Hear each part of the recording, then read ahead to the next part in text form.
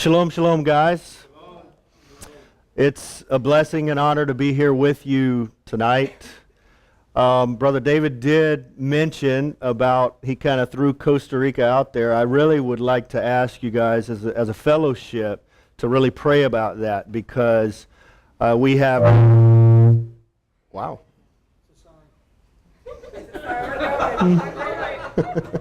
We have Brad Scott and Eddie Chumney and Rico Cortez. They work with us in Costa Rica, and so I'm trying to get different ministers to come down to Costa Rica and be a part of what the Father is doing down there. And so as I was, Brother David and I actually ate lunch the other day, and I just threw it out there. I was like, I want you to come to Costa Rica. So please pray about that. And also something new that we are starting in Costa Rica through our ministry is we're getting ready to bring teams from congregations down there to begin to do Torah missions, because I don't know a lot of people that's actually doing Torah missions. And so there's a ministry down there that's been feeding the homeless for 15 years. They're feeding needy people, and they're working with small children as well that lives on the streets and stuff. And so there's plenty of opportunities, and I'm going to share more about the opportunities that we have. But I just thank Brother David and for allowing me to come here and giving me the opportunity to share about what the Father is doing in Costa Rica. And thank you guys for coming here tonight. When it's over with, I'll make myself available to answer any questions that you might have or anything like that. And it's a blessing also to have Bill and Angie Bishop here with me tonight. What you're going to hear about tonight, I always honor them because the foundation, they were the ones that laid the foundation for the work that you're actually going to hear about tonight. They put a lot of blood, sweat, and tears into this work, and it's my prayer that I would just be able to continue the work that they basically sacrificed and paid the price to start there in Costa Rica. So let's begin. Brother David said I had till 2:30, I believe. Everybody cool with that? Yeah. Okay. That's it. Well, I'm actually from Louisiana. I think I mentioned that last Tuesday when Brother David allowed me to come up and just share a little bit.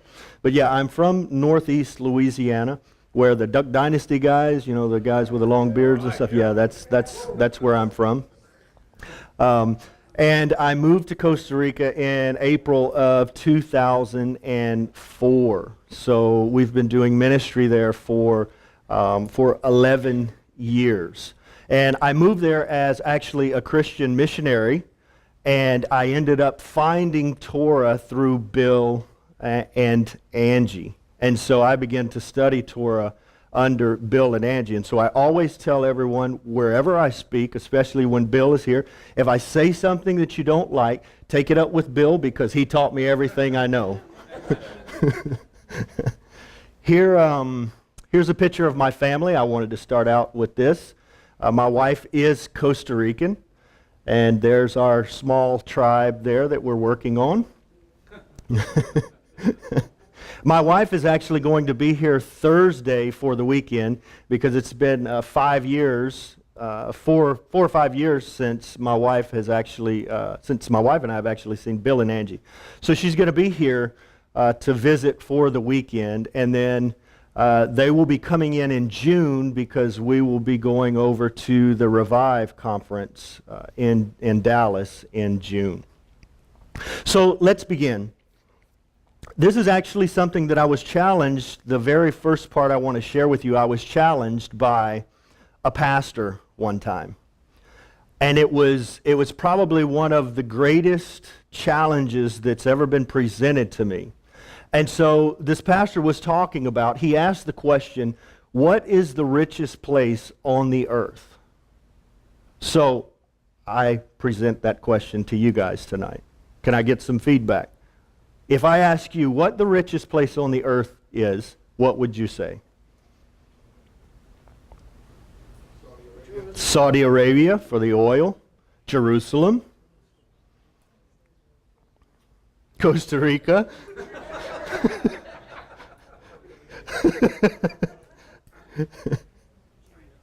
China. We could probably go on and on and on, but interestingly enough, this is actually the richest place on the earth. So, why is that? Well, see, the graveyard, we're going to be talking about purpose tonight, but the graveyard is actually full of music.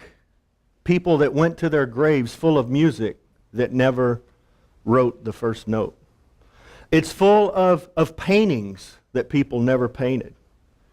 It's full of books that were never written. It's full of businesses that never even opened their door to service people. It's full of ideas that have never been put down on paper. It's full of solutions to problems that we're still having today that were never answered. It's full of visions that have never been walked out. It's full of people's plans that never were carried out to the fullness. And it's full of purposes that were never fulfilled. And so, another question I ask each one of us tonight is this: is your life going to add to the wealth of the graveyard? Man, it's quiet in here.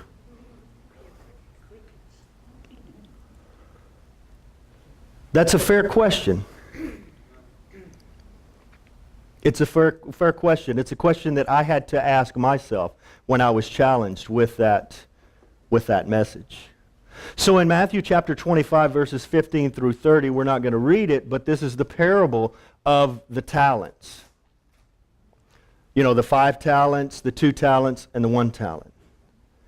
And a lot of times we read into this and we talk about, you know, it's about our gifts and everything, and I do believe that. But something that this past year that the Father began to show me about this was the guy with the 5 talents and the guy with the 2 talents, they reproduced or they duplicated those things.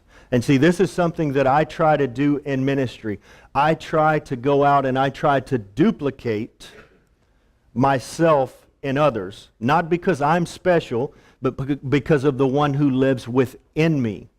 And I try to raise up sons, spiritual sons and daughters, in order for them to go out and go forth and accomplish more than I've even accomplished through the help of our Creator and by the grace of our Creator. So this is something very important that I think we should actually take note of in our lives. And how are we reproducing ourselves in others? And it actually starts in our homes with our children, with our spouses, with family members around us, and goes out into our fellowships, out into our communities, and then out into the rest of the world. See, because whatever we are carrying, it's actually supposed to affect the generation in which we live. And there's a lot of hurting people out there that's looking for intimacy. They're looking for the supernatural. This is why, like, all of these crazy movies in Hollywood are so, are becoming so, they're selling so well. You know, like we went and watched The Avengers the other day, and it's really popular. And everybody's looking for a hero. Why is that?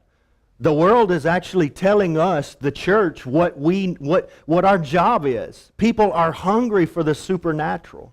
People are hungry to experience something real. And we all have something real within us that we should be giving to the rest of the world.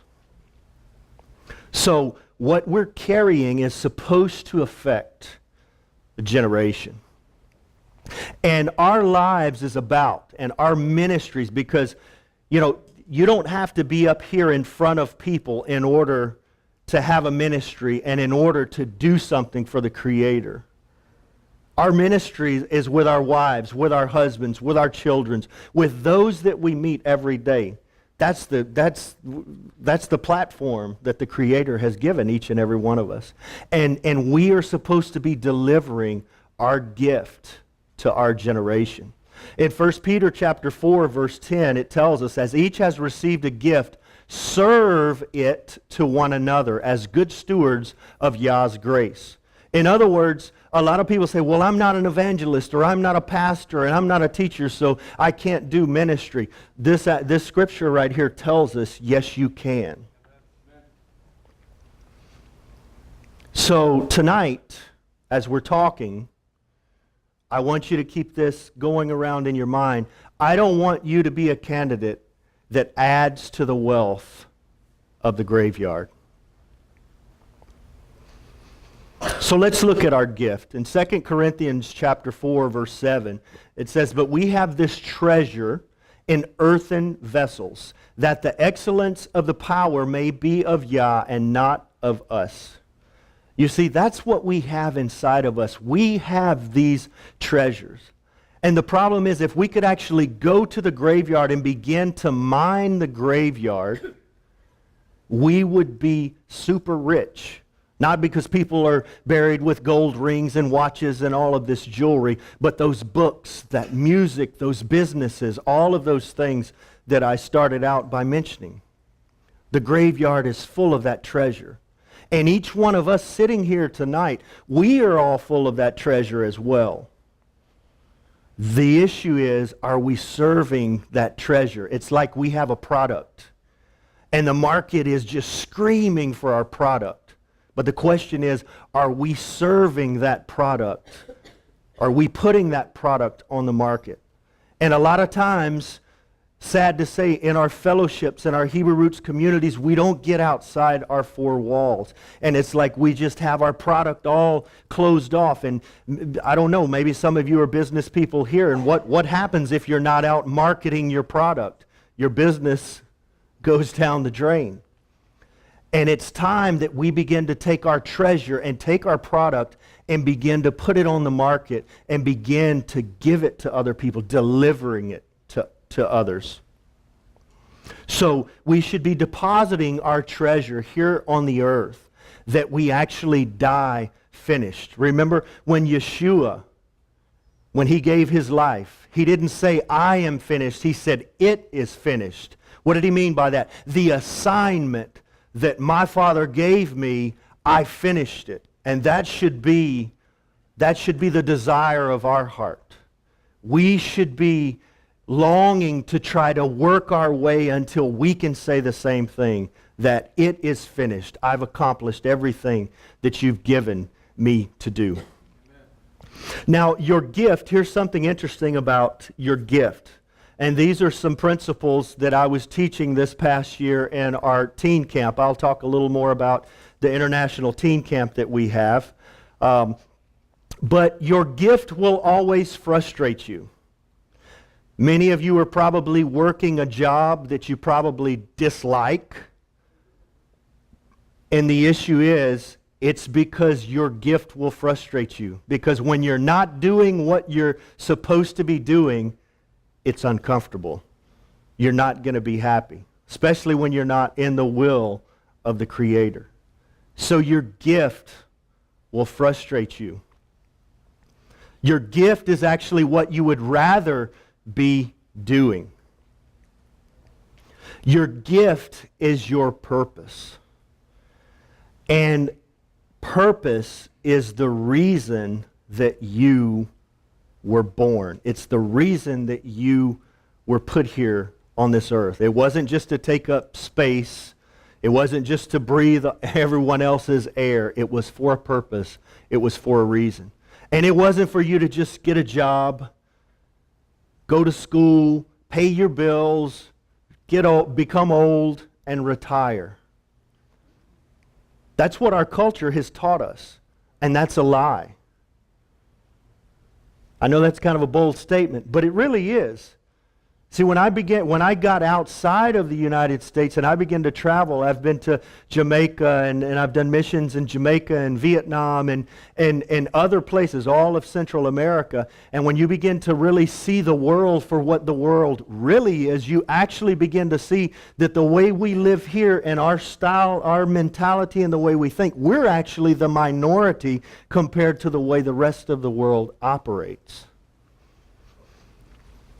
I'm not saying don't work, because we'd all starve to death if we didn't work. So please don't hear something that I'm not saying.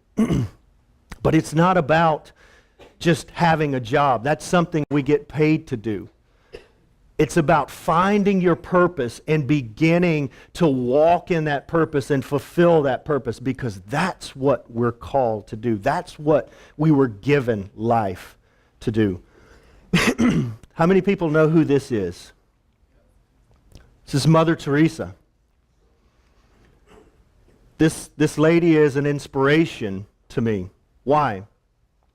Because maybe some of you don't know the story with her, but she was a school teacher in India.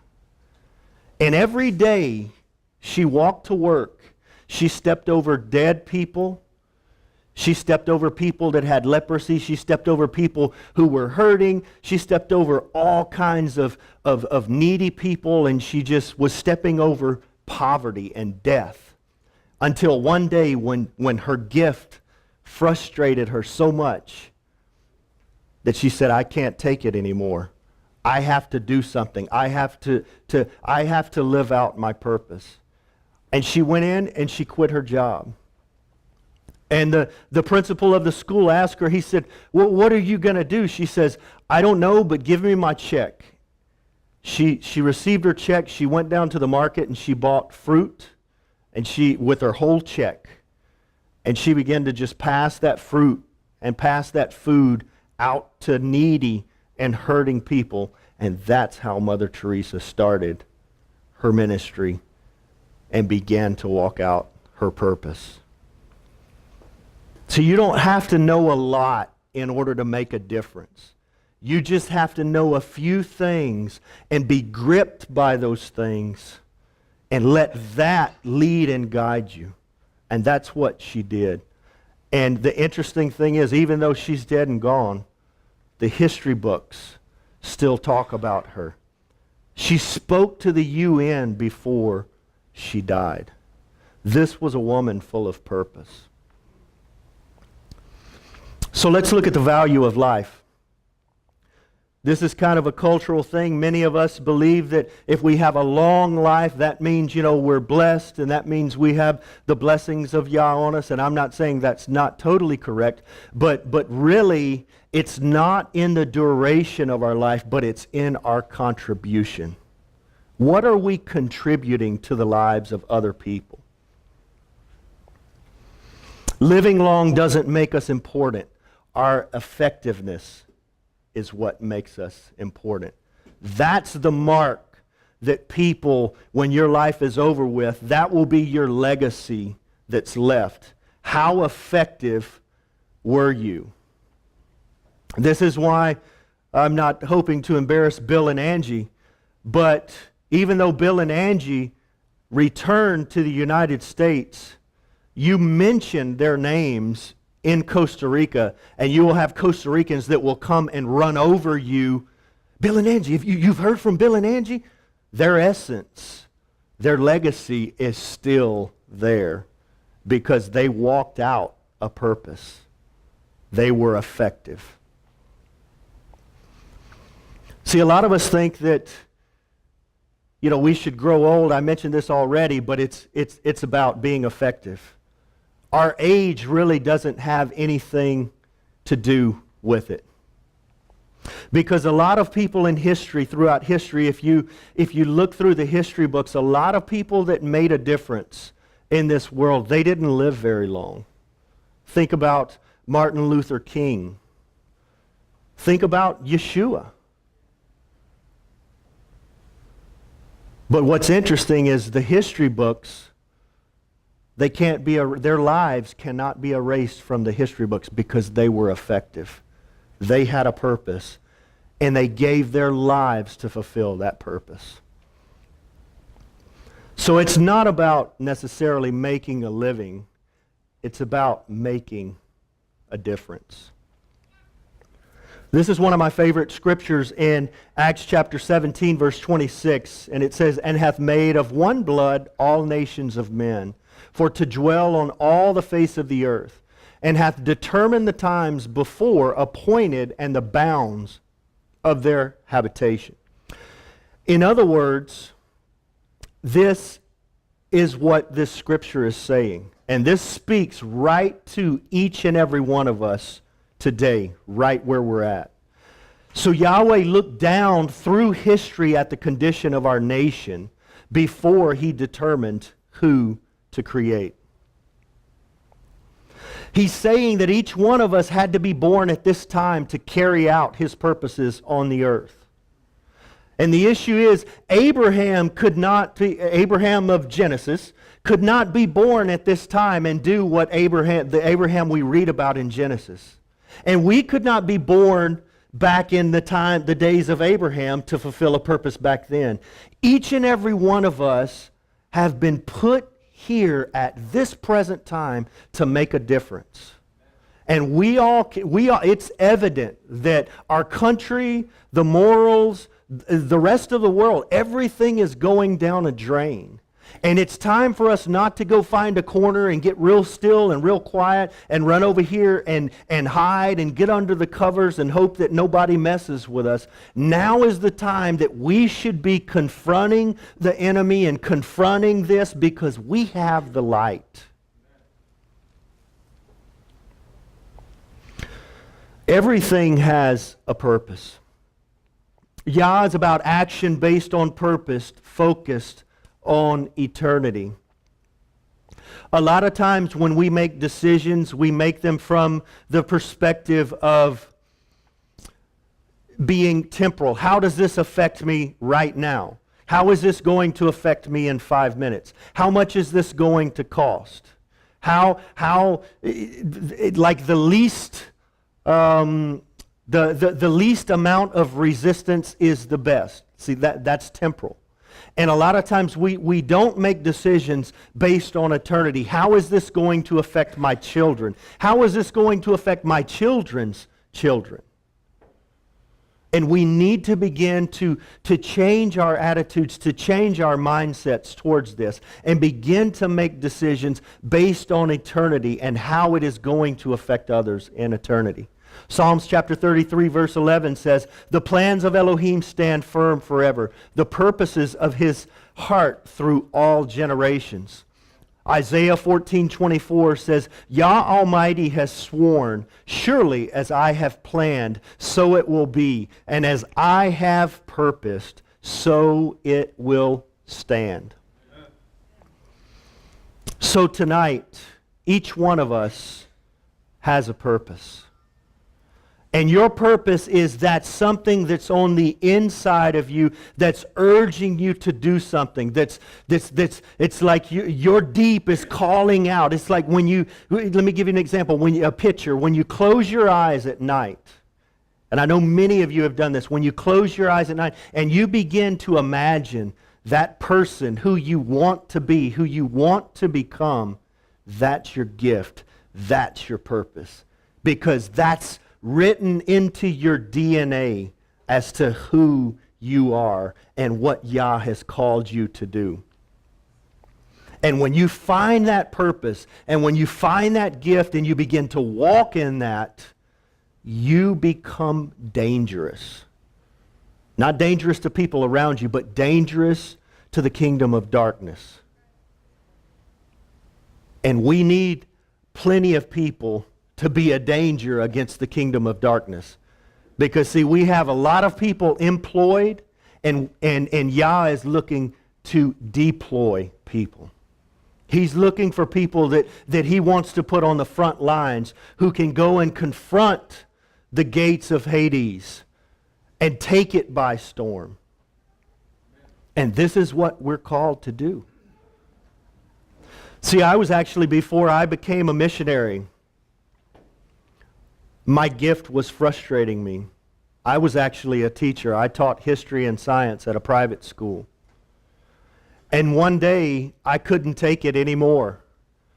And I walked in and I gave my resignation letter to the principal, and I said, this is not me. I'm called to be a missionary, and it's time for me to deliver my gift to the rest of the world.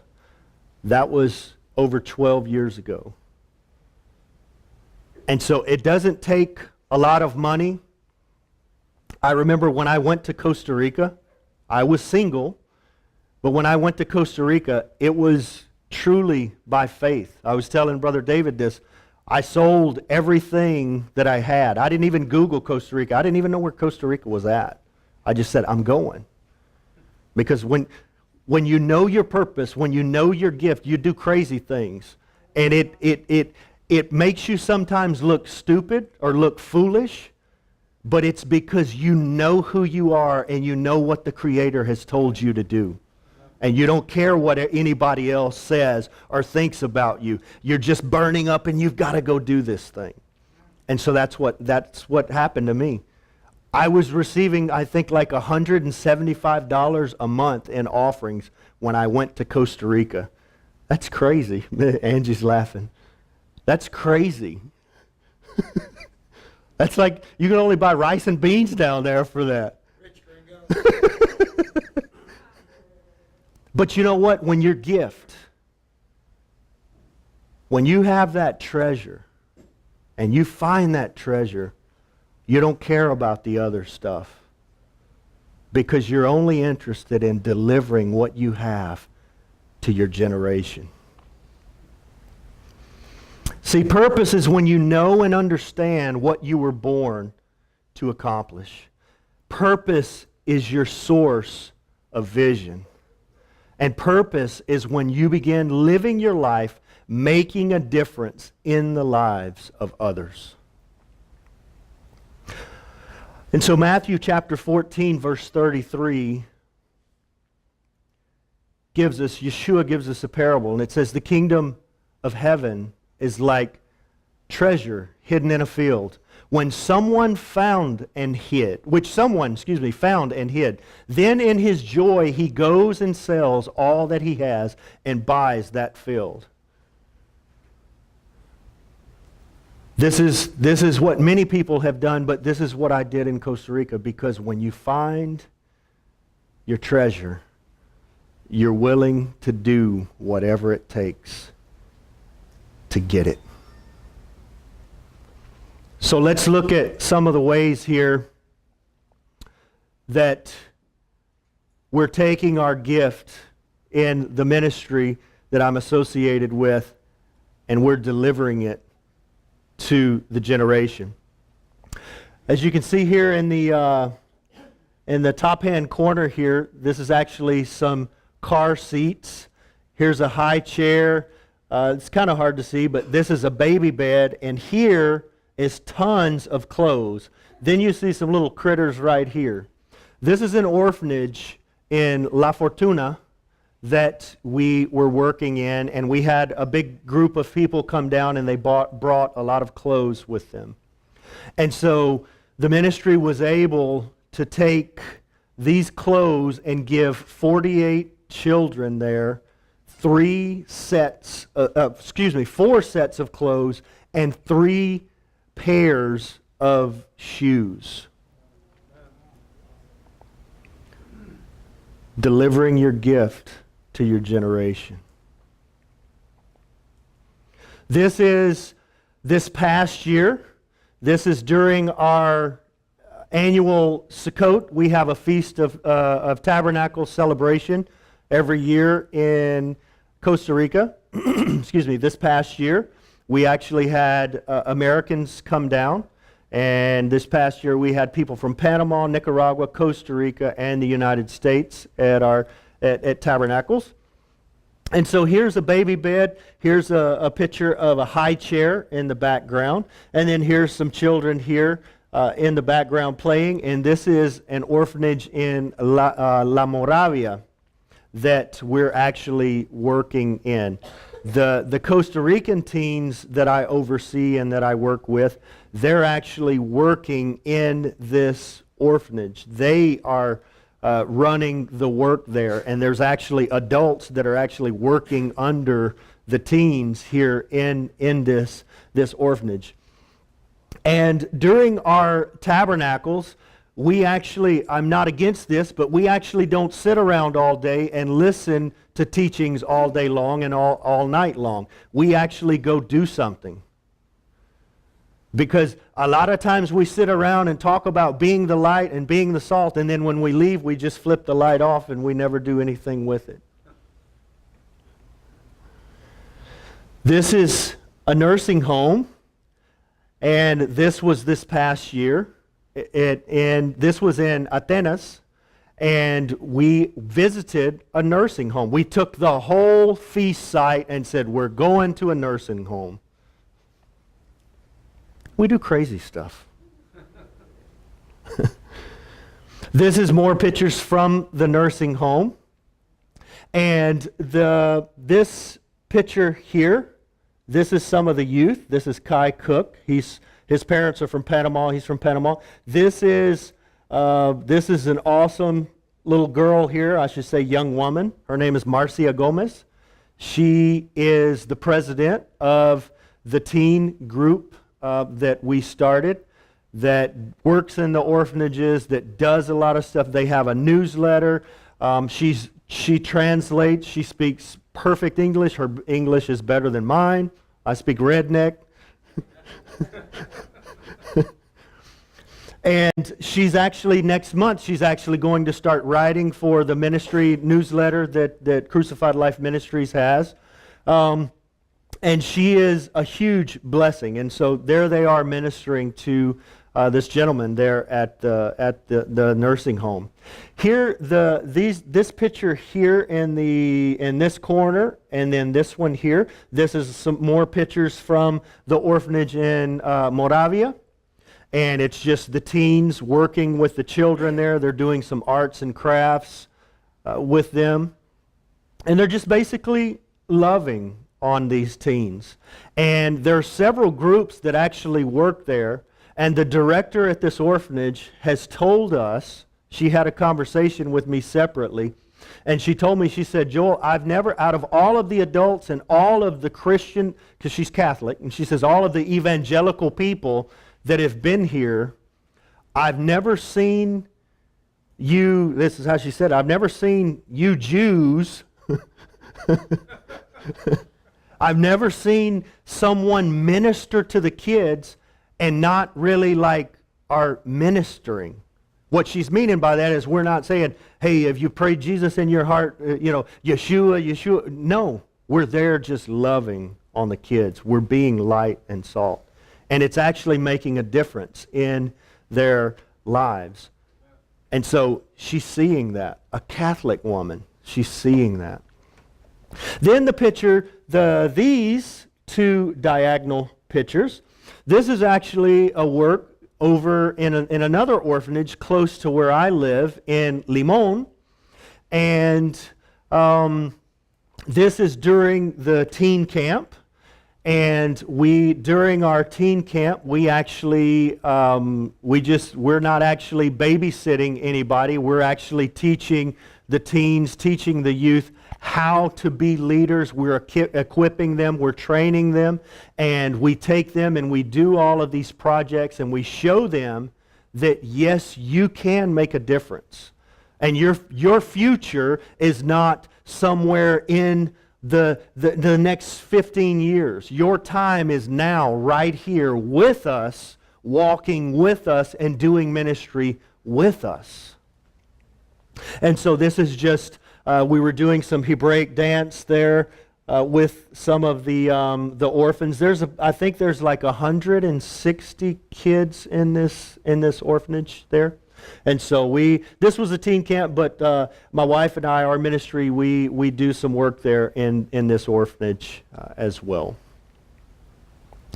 Here's another picture. This top picture, this is actually a picture of the Costa Rican teen camp group. This group in that picture, they formed after this teen camp. I didn't say anything to them or anything.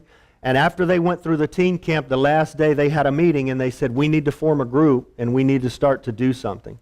And so they formed their group. They came up with these orphanage work. Now one of the girls in there, she's got her own project where she goes around and she collects food for homeless people. And so once a month she's taking food bags and she's blessing homeless people with those things. A 16-year-old girl is doing this. Not trying to get you here, but I asked the question, what are we doing? Quiet.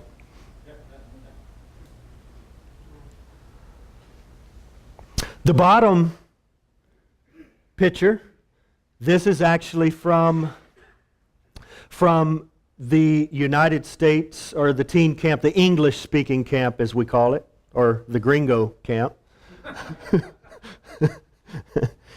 And we actually have, on the Costa Rican camp, I helped co-found both of these camps, but I oversee the Costa Rican camp and pretty much run the Costa Rican camp. But on the Gringo camp, I work with other adults. I don't know if some of you know John and Yvette Bean from St. Petersburg, but they work with us there at the camp.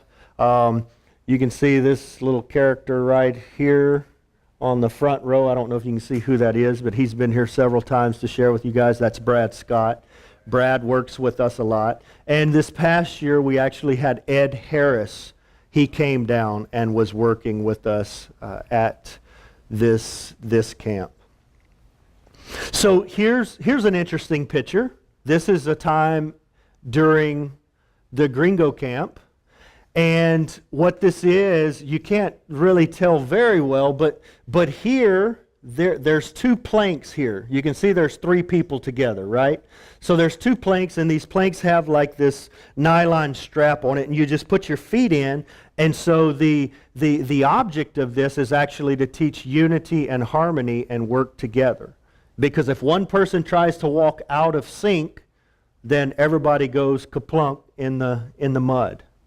So we do different things. Even though we do have fun, we do things that are fun, and we're also focusing on equipping and all of that, but we tie the fun things always into something about leadership. Something that, what can we learn from this? How can we work together? How can we grow together in order to accomplish a goal? And this is just one of those activities. Then after the plank deal, we actually tie another nylon strap around our legs, like my left leg would be to the person's right leg, and then we have to walk together to get to the next point. And so we're teaching unity, harmony, working as a group, working together. I know that's like a dirty word in the Hebrew roots movement, together in unity and harmony. But this is what we're doing in the camps. This is what I call the sin pit, because this is, you really can't, the picture doesn't do it justice, but down here below, it's like a pit and it's full of water, and this is visqueen plastic. Is that what you guys call it here in Florida? Visqueen? Okay. I just thought rednecks use that term, but yeah, this is plastic here. And what it is we douse it, if I could use that word, with water and with laundry detergent. So it's really, really, really slippery. And so the object is to work together as a team. And through all of this, you have team members, right? And so we're working together as a team to try to get to the top. Well, you can actually see when you get to the top, there's actually a person up here and then two or three up here, and then all of a sudden you almost make it out of the pit, then you get pushed right back down. And so we use this to teach about how sin affects our life. That yeah, we can get out of it, but sometimes it's slippery, sometimes and every time when people get out of this pit, their tongue, they're panting like a dog, their tongue's hanging out of their mouth, and they're just tired. because it's a struggle trying to make it out of this pit. And that's exactly what sin does to us.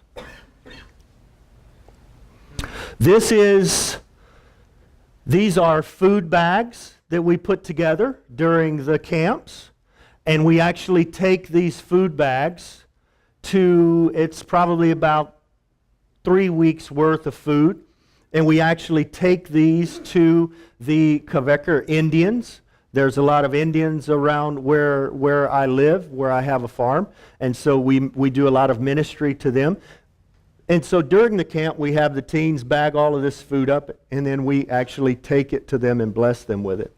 And then the picture here on the bottom corner there, that's just a picture of us eating dinner during the Costa Rican teen camp. Here is a picture from the Gringo camp, and we're actually passing out food bags plus Bibles to the indigenous people there in the village where we went. We always go. You can see the sound equipment in the background. We always do praise and worship with them. We always actually do some Hebraic dance. Some of the indigenous people will, especially the kids, they'll get in and try to dance and everything. And actually, the year before last, we actually had the indigenous actually showed us some of their indigenous dances and that they do and stuff. And so it was a really neat experience.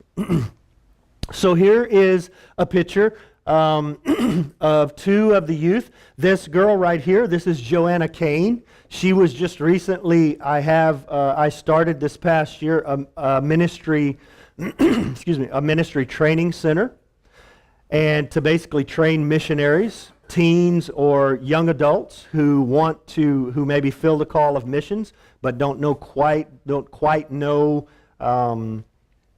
how they're going to be a missionary or how to get there. So I started this training center for people to come down and to get some training, and not necessarily stay down in Costa Rica and work with me, but just to teach them so that they can go forth and go wherever Yah tells them to go. And so she was down 6 months in our training center. And when she came down, she had no clue as to what she wanted to do, who she was, what her purpose was, what her vision was. And by the end, she was just blowing me away, because now she's gone back to Texas and she's actually going to start a ministry to homeless people, and she's going to go take some classes to become a counselor as well. Then the other guy in the picture, that's Nick. And Nick, on our missions training center, it's kind of like a back order. Because I'm a one-on-one type guy. I don't like working with a big, huge group of people. And so I'm kind of backed up in the training center until 2018 right now with people that are going to come down and participate in it. But Nick is one of the guys who will be coming down to participate in the training center. And here we are during the teen camp. We're at another nursing home where where I live at, close to our farm in a town called Bribri. And we go over there and we work with these. We just spend time with these people and just love on them.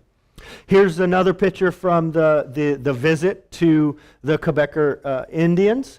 And this is Cove Cook. He works with us in the Feast of Tabernacles. He also works with us. He's from Panama, and he works with us during the teen camps and the Feast of Tabernacles. And here he is. We were passing out. We were blessed to get a lot of clothes and a lot of school supplies and things like that. And so we were passing these things out the day that we gave the food bags to the indigenous people. This is another project that we do during the teen camp. This is the school down in the village where my farm is at. And I know this is kind of crazy, but there in Costa Rica, they paint these fences. Like, it's a chain link fence, but they paint them. So we painted the school's fence. We asked the school what their needs were, and they said, we need our fence painted. So we said, well, we've got a bunch of people who knows how to paint a fence, so we'll get her done. But you know, these are the things that we're doing in this teen camp. And do you see how simple this is? And the interesting thing is, out of all of these projects, not one of these people are Torah observant that we're doing this with. So what's my point? My point is, you can actually live Torah with people who aren't Torah observant. We need to stop closing our minds to thinking that we're only, like everybody else has leprosy if they're not obeying the commandments. We need to begin to live our lives being that light and example. This is just some of the beauty from Costa Rica. This is actually in Boquete, where we do the teen camp at. This picture doesn't do it justice, but this is like a huge waterfall that falls down into a big pool. Thank you. Sometimes I kind of forget the English words, and I know the Spanish words. That's why I looked at Bill and told him in Spanish. He told me in English. Thank you. And so we take the kids there, and up here, I didn't get a shot of that, but up here, I guess it's about 45 feet drop or whatever, and so you can actually jump off and down into the little pool there. So I don't know, maybe if you guys come down, maybe we can get David to actually jump off from up there into the pool. So in other words, I just kind of threw this picture in there to show you that even though we are about business in the teen camps and we are really doing things, we also have fun as well. So it's not just like boring or whatever. So here's some more pictures. This is from the American Teen Camp. We're in a teaching session here. This is Monse Gomez. This is Marcia, the girl that I told you she's a translator. She speaks English. This is her younger sister. And so here we are in the teen camp, and this is at the nursing home. And the girls this past year took bows and combs and ribbons and stuff, and so they were, doing the women thing, the woman thing, fixing the ladies' hairs, and they were painting fingernails and stuff like that to the ladies there in the nursing home. And then the two pictures here on the bottom, there I am, and this indigenous woman, it's the same indigenous woman here. This is my wife, and my wife really has a heart for the indigenous, and so they really like my wife, and so the lady was just thanking my wife for the food bags and all of that, and then she came up to me and was thanking me afterwards. Now this guy right here, this guy is Anthony Lawrence, and then there's Marcia. This is during Tabernacles. She's translating into English since we had English-speaking people who didn't speak Spanish. This guy, you would had to know him. You would not recognize him. I began to personally work with him over a period of 2 years. This is a guy who, when I first started working with him, he would not even look you in the eye when you talked to him. It was so hard to carry on a conversation because he was so insecure. He didn't have any confidence. It was almost like when you whip a puppy and it puts his tail between the legs and runs over in the corner, and it's always, like that. That's how he was. And he has literally converted into a lion over the past 2 years. And he's one of my top leaders in the youth group. And this is him teaching the adults at Tabernacles this past year. We took a Shabbat, and in the Shabbat, we actually had all of our youth actually do the main sessions, do the praise and worship, do the breakout sessions. They were over the children's ministry. They did everything. And I had adults coming up to me after it was over with, and they said, "Joel, I think we may need to fire our leader and actually put the teens in here. Let them be our leaders." I was like, I'm all for it. I said, "Just don't tell your leader I said that," because I work with their leaders. But this is Anthony. He's a great kid, and so I allowed him to be a part of the American camp this past year too. His dad speaks English, and so he could actually speak English, but he lacked the confidence. And so I brought him and put him in the American camp because, of course, we only speak English in that camp. And when it was over with, his English was like perfect. And we just recently had Ryan White. I don't know if you guys have heard of him, but he was recently working with us in Costa Rica. And after it was over with, Anthony came up to me and he was like, Joel, I understood. I didn't need a translator. I understood everything in English that Ryan was actually speaking about. So he's got a great future ahead of him. This is actually a meeting. I know you guys are going to find this hard to believe, but I'm not telling you a story. This is a meeting that we did in Purim. We had 8 separate Hebrew roots communities that was present together celebrating this feast, and we didn't have a fist fight. Because see, this is how we work. See, I founded, my wife and I founded Hebrew Roots Association in Costa Rica, and we have at this time we had like 8 different communities that was working in there. Now we have 6, and from the very beginning, we were very adamant about we're going to start this thing. But this stuff about division, this stuff about fighting over the stupid stuff, we're not tolerating this anymore. I told people straight up, I will throw you out of here just as fast as you came in if you're going to do that. And we started this in 2011, and we have not had one division, one fight at any of the events that we all do together. And we'll take a Shabbat where we have 6 different communities that's all together and just spend the whole day together. We eat, we do ministry, we have different people speaking. We just have all of this stuff, and it's a great, awesome time to be able to celebrate it with one another. And here we are, we're actually in a town called Acosta. And so these are just all the people that's associated with with the association. It's probably, if you were to approximately count it out, there's about 300 people that's associated with our association. This is Fernando Gomez, a.k.a. Tito. This is Marcia and Monse's dad. Marcia, the girl that was translating that I told you about. This is her father. He's my right-hand man in the association. And he has a community in Torúcares, which is in Alajuela. And so he is a tremendous blessing to the ministry. This guy is my best friend. This guy is Esteban Sanchez. He's even got my last name. And he and his wife have a praise and worship ministry called Beersheba. And this is a very interesting story. I think the very first time I actually taught with Bill and Angie, they were actually doing a tabernacles in Costa Rica, and they asked me to share, and so I was one of the speakers there and shared. But I think the very first time Bill really heard me teach, I think we went to San Buenaventura, and it was actually Esteban and his family and some friends. And I can't remember what I shared on. I think it may have been restoration of the 2 houses or 2 houses. I don't know. Something about God. Yes. Yeah, there you go. Something from the Bible, I think, is what I was teaching.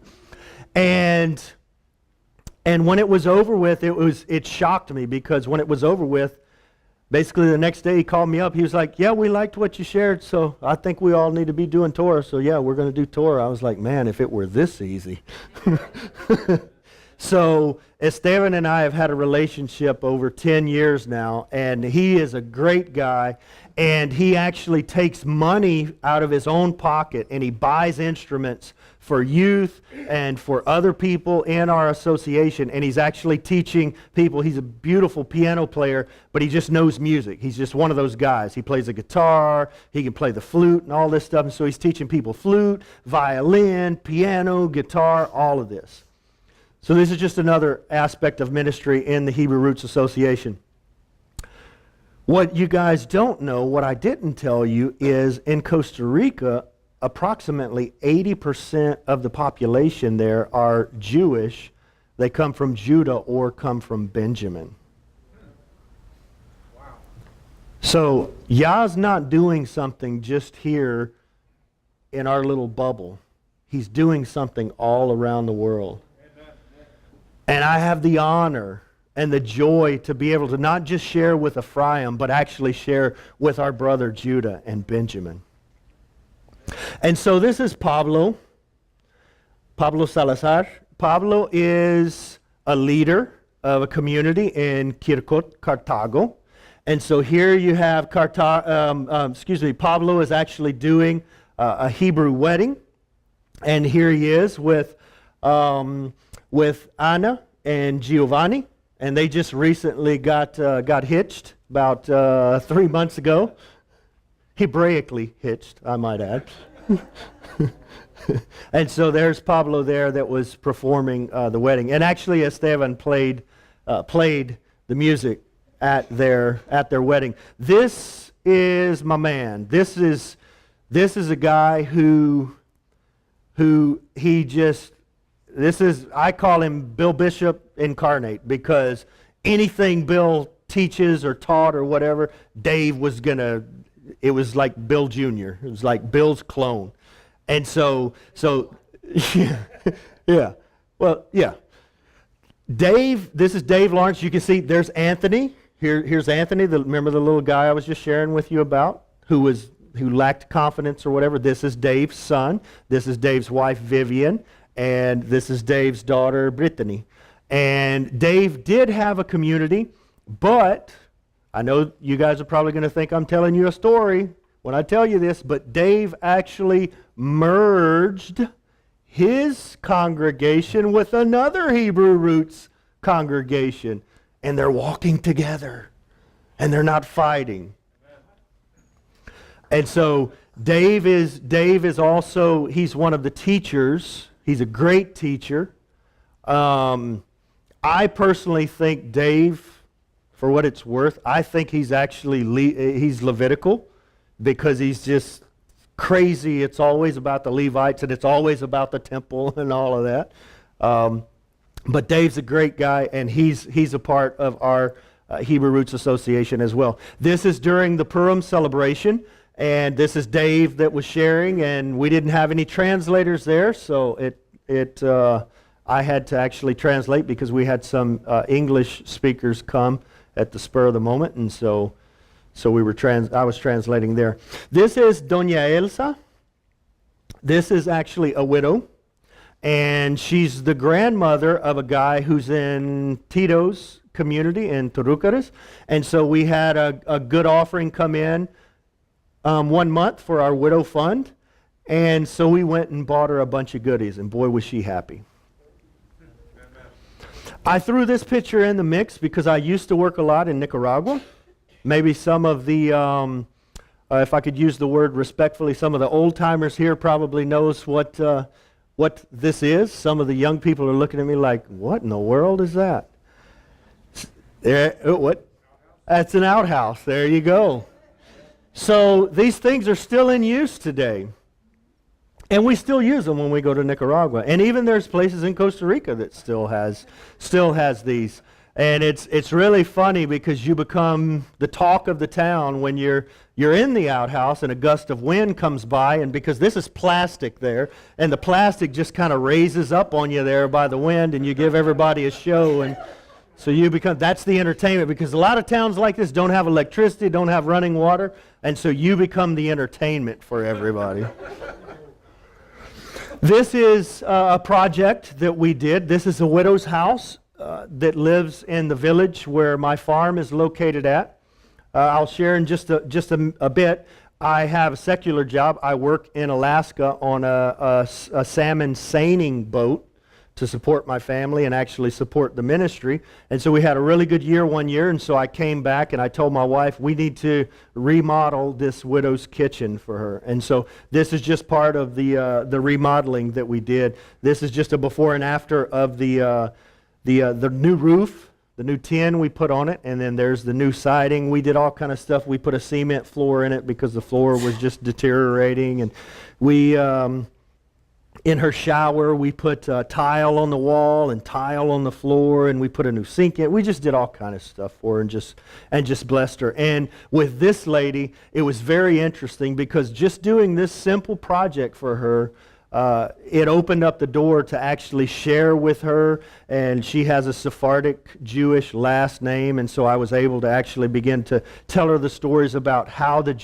Christopher Columbus actually brought Jews to Costa Rica to escape the Inquisition, and I don't know if you guys are familiar with that. Maybe another time we could talk about that. But anyway, this really, she found that just so fascinating and interesting because I began to talk to her about her history, that she had no idea of who she was, just from doing a simple project, just from being light and salt. It's amazing when we just take one step to go and to do something, what the Father comes in behind us and finishes. It's amazing. This is another project. I'm almost done here, guys. This is another project here. This was in the school where we used to live before we moved over to our farm. These are some children who their parents were needy, or they weren't quite as well off as everyone else, and they weren't able to buy their school supplies and their books. And so we had some offerings come in one time, and we actually was able to buy all the books for these children to go to school that year and their school supplies. This is actually that same school. This is, if you can kind of sort of tell, you can just kind of see like the rafters or the trusses up here. This school didn't have a ceiling in it, and so this is where the children were actually meeting. And so this is the before. Then we came in and put sheetrock in there for them. This is another place there in the school where they were meeting. The walls weren't sheetrocked nor the ceiling, and that's what it looked like when we were done. The electrician was out to lunch that day, as you can see the light hanging down there. This is the work with some more indigenous that I'm doing over by my farm. I saddle up a horse, and it takes me about 5 hours one way to get to these people. And so when we go, we usually take Bibles, we usually take medicine, we usually take clothes, and we always take food. Because we not only just give them the spiritual food, we actually give them something to put in their bellies as well. Because people in the world we live in today, they've heard every sermon, they've heard every message, but when you begin to do something for them, you've got their attention. And so this is just that work. This is some more pictures there from that work. The picture in the top corner is from giving out clothes, and the picture in the bottom is the Bibles. We gave some Bibles there. This is actually the one in the top corner is the picture from the very first tabernacles that we did in Costa Rica, or the very first that Crucified Life did. Bill and Angie did several tabernacle celebrations before this, and then we went a couple of years because I had not really started working in Costa Rica yet. I was still working in Nicaragua at that time.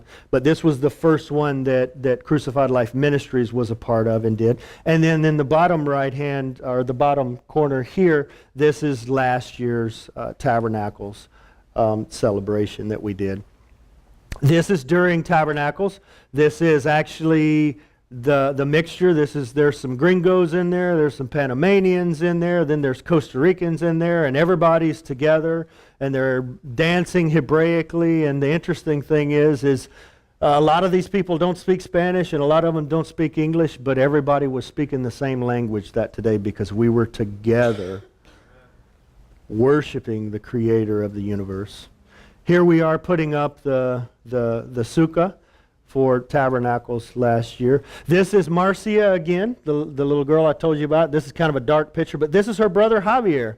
Javier is also a teen that I've been exclusively working with, and he was actually one of the speakers for the Shabbat during Tabernacles, and he was blowing me away with like all the Gematria stuff that he was like associating with Tabernacles and everything. And so I actually pulled him aside when it was over with, and for like 2 hours, like had him go back through his whole teaching and teach me again everything, because it was one of those deals where you were so amazed that even though you were listening, you weren't getting it all, but you knew there was something there, and so I had him actually sit down with me and go back through it.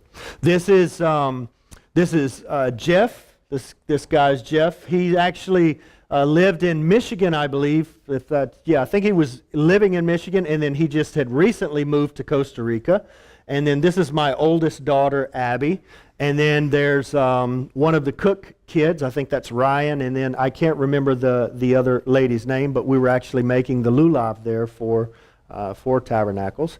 Here is another meeting that we did last year. This was actually our Shavuot meeting, and we had all 6 communities present for the Shavuot. And then so we were dancing here. Everyone was dancing. This is Angie. This is Tito's wife. And this is Marcia, Javier, and Monse's mom. Here's actually Monse here. Tito's actually, Tito's the guy right here. And then this is my best friend Esteban. This is his wife, Gabby. So Esteban and I are best friends. My wife's name is Gabby, and his wife's name is Gabby.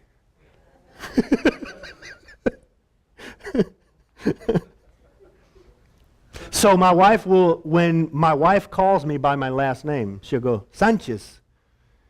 And every time she does that, because Esteban's wife does the same thing with him. So when she does that, both of us go, see? Here we have Eddie. Has Eddie shared here before? Eddie Chumney? But everyone's familiar with Eddie, right? Oh, yeah. Shalom. I always do that. Some people get it, other people don't. Eddie's a great guy, though. Eddie was here a year and a half ago with us in Costa Rica. And here he is. Here's my wife. My wife is actually translating. She's the official translator for all of our meetings when we have ministers come in. Very interesting story. David knows more details. Maybe he can fill in the blanks. But when my wife and I got married, I hardly could speak any Spanish, and she spoke no English. So that was interesting. Our house was very interesting for 3 or 4 months when we first got married. And she actually learned English by my English. So if you're talking to her, she knows redneck English. It's really weird, a Costa Rican who speaks redneck English. So here is you can see his back, but this is Rico Cortez. He's sharing with us. Then we have Ed Harris was just with us, for the teen camps, and then he did a day with the association. And so here's my wife again, translating for that. This was just recently. This was the month of Aviv. We were celebrating the new year there, or the month of Aviv. And here's Pablo, the guy who did the Hebraic wedding. Then this is Joaquin, aka Peking. I never have figured out why it's Peking, but he's also a leader within our association. And then this is his wife. And his wife has an awesome testimony because she was like dead in the hospital with lupus, and Yah healed her from that. And she's got an awesome testimony from that. And unfortunately, this is actually what I get up to every morning and have to drink coffee to. Don't you guys feel so far? We need to pass the plate now, brother. This is the view of Beit Lechem farm. This is the farm my father purchased a farm. He actually told me, he said, son, just know you give me so much problems. I'm not doing this for you. I'm actually doing this for your kids. So you don't have to tell me thank you. Tell your kids to tell me thank you. But my dad helped us, or he purchased this farm. Not just for us, really. My dad's a good old Southern Baptist guy. Bless his heart. But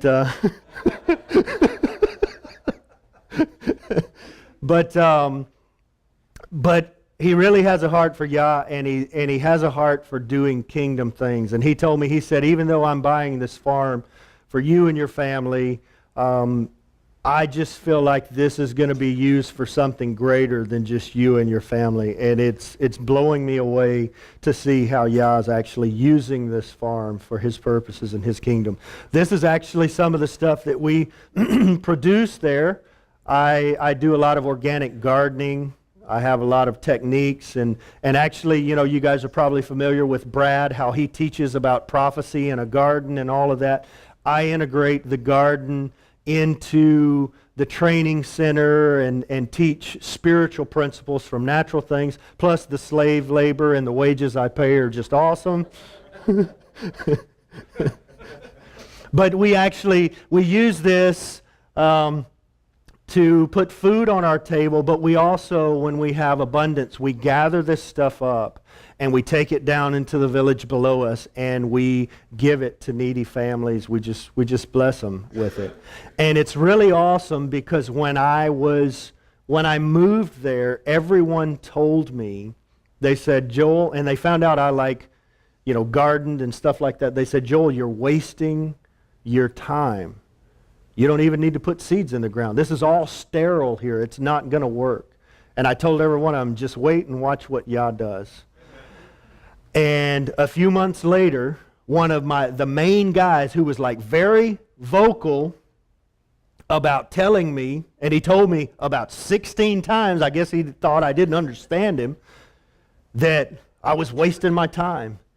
So I gathered a whole basket just full of stuff, like about 12 different things. Had it just like falling off every so often. I was having to pick up stuff and put in it. Went and knocked on his door. He answered his door. I said, Ugo, here you go. Here's from my garden that you said is not going to produce. I just wanted to bless you with this. And I turned around and walked off. So after it was over with, he came over and he actually started talking to me. And I actually helped him with some techniques because he liked to plant stuff as well. And so I helped him with some techniques. And he actually started producing vegetables like this as well. So this is just another picture from our farm. There's some okra and some tomatoes. There's Joanna. She's weeding the cilantro. There's cucumbers, and we plant all kind of stuff. Now, thank you, Angie. Does anyone know what this little deal is? Yeah, if you can't see very well up here, turn around and look at the monitor back here. There you go. It is, in Spanish, we call it cacao. Cacao. Yes. This is what I call Caribbean gold. Okay? And so you're actually going to get to taste a little bit of this Caribbean gold because I make chocolate. Angie's actually coming by and passing out. Actually, here it comes right here. This is 70% cacao and 30% unrefined sugar. So this is basically, I can't I'll say it, but I don't put this on the package or anything, but this is basically medicinal chocolate that you're eating, okay? So here's the deal. Here I am harvesting the cacao here. This is what it looks like when we bring it to my house. There's my 18-month-old helping me there get all the pods and everything together. This is actually the indigenous that we're working with they have planted all of their farms in cacao, and we're getting ready to start a business. This is a business that is going to do ministry and not a ministry that's going to do business. Why do I say that? I say that because there's only one association over there that's quote-unquote set up to help indigenous people, and they're shafting these people big time because they're paying these Indians 80% less of what the market value for their product is. So we're going in and we're living Torah with people who are not Torah observant, and we're going to be just. We're going to demonstrate justice and righteousness to them. We're going to give them a great price for their product. We're going to produce this stuff that you're actually eating, and we're going to send it to the United States so that we can sell it here. Then we're going to not only just buy their product from them, we're going to profit share with them. And this is going to take these people from dirt poverty level and bring them into the next social level. It's a business doing ministry, not a ministry doing business. Okay? And here we were just meeting with some of the Indians. Like I said, this guy right here kind of holding up the cell phone, this is Jose Luis. This is the guy, he's the tribal leader for this particular indigenous group. And then this guy right over here, this is Francisco. This is my buddy. Francisco and I are really, really, really tight. I just go sometimes with Francisco. I go to his house and I say, take me into the jungle and show me something. And this guy can go into the jungle and he can get any kind of plant. Like if you have a headache, he can pull a leaf off and he'll go chew on this, and you start chewing on it, and within 2 minutes your headache's gone. He can like go dig up food, it's crazy. And so these are the kind of people that I have just living like right up the road from me. So this is our cacao project that we're getting ready to start. I think we're going to have it up and running by the start of next year. I'm hoping I have a good year in Alaska, so that'll help me get this thing kicked off and get started. This is just some pictures of the chocolate that you're eating. And I finished with these last two pictures here. This is salmon fishing, and this is what we do, or this is what I do to put food on my table and actually support the ministry as well. So I end with this. You saw a lot of pictures tonight. We talked about purpose. If me being a redneck hick from the backwoods of northeast Louisiana can do this, each and every one of you can do it too. You don't necessarily have to be a missionary, but what's your treasure? What's the gift that Yah has given you to deliver to your generation? Brother David, thank you. Amen.